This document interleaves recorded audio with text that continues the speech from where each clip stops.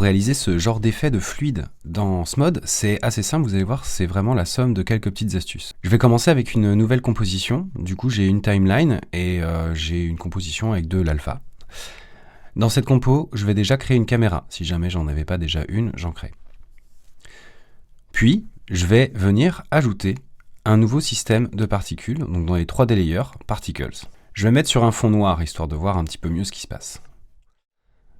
Là, la première chose que je fais, c'est que je vais changer l'image par défaut qui rend mes particules. Au lieu d'avoir cette image PNG floue, je vais choisir la disque.png.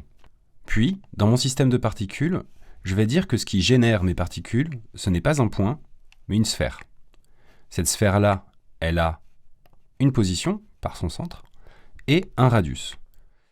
Alors le radius, je vais le mettre à 0,5 m.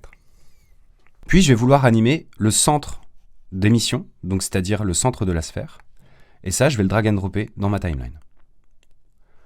Cette timeline-là, je vais lui donner une durée d'1 seconde. J'appuie sur F pour me focus. Et puis je vais avoir du coup ma clé d'entrée, ma clé de sortie. À partir de là, je vais pouvoir sélectionner mon système de particules et puis passer en mode Edit pour bouger la sphère sur ma timeline. Donc à ce timecode, elle est ici. Et puis, à ce moment-là, elle est là. Vous voyez, j'ai le parcours qui s'affiche directement dans le viewport. Alors, je vais venir définir une courbe. Donc je vais sélectionner mes deux points, mes deux représentations des clés dans mon viewport. Et puis, je fais clic droit sur l'une d'entre elles et je choisis Set to Bezier. Ça va me donner ces petits points bleus qui vont me permettre d'éditer ma courbe. Et là, voilà le trajet qui sera fait par mon système de particules.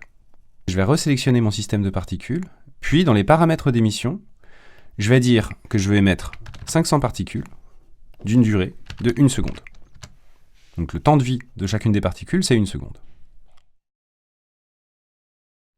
Voilà un petit peu l'animation qui est créée. Ce que je vais faire, c'est que je vais mettre une clé au milieu de ma timeline, donc ici. Hop, je rajoute une clé. Celle-ci également, je vais la passer en Bézier. Je vais tourner ces deux points pour lui donner cette courbe-là. Voilà le mouvement. Peut-être que je peux éloigner la dernière frame, histoire qu'on ne voit plus les systèmes de particules. OK.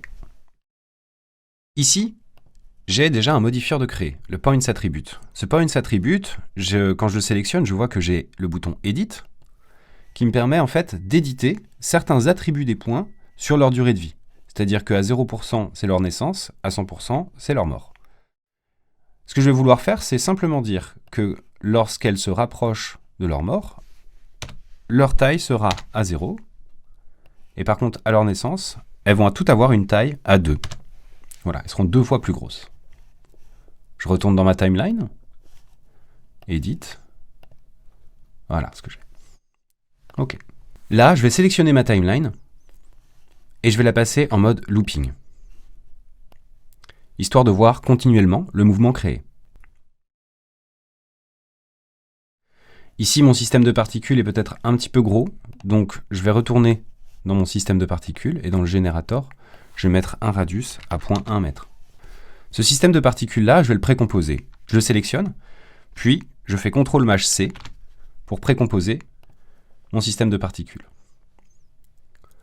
Dans cette compo, je vais rajouter un modifieur Blur. Et sur ce Blur, je vais augmenter la taille du radius. Puis, je vais rajouter un autre modifieur, le Color Function. Dans ce Color Function, je vais cocher toutes les cases, alpha compris. Puis dans la fonction, au lieu d'être dans un type Color Level, je vais passer en type paramétrique, ce qui me donne accès au preset de Shape ici. Et je vais passer de Linear Ramp à Square. On commence à voir à peu près l'effet. Maintenant, je vais simplement venir créer un calque 2D de type dégradé. Pour ça, j'utilise le calque Gradient. Ce calque Gradient, je vais le mettre en dessous de ma compo. Au lieu d'être sur un dégradé circulaire, je vais passer en linéaire.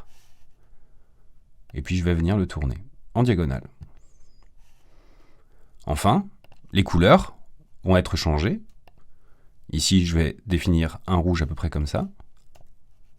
Et là, un rose. Il me suffit simplement de sélectionner la compo qui contient mon système de particules, puis de changer son mode de blending en allant dans Renderer, Blending Mode, Alpha. Et voilà,